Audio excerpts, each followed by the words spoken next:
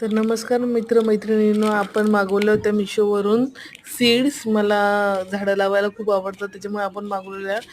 मी बघते इतके सुंदर आलेले आहे, पॅकेजिंग पण सुंदर आहे आणि सगळ्याच आल्या आहेत व्हेजिटेबल्सच्या, सगळ्याच व्हेजिटेबल्सच्या बिया आलेल्या आहेत.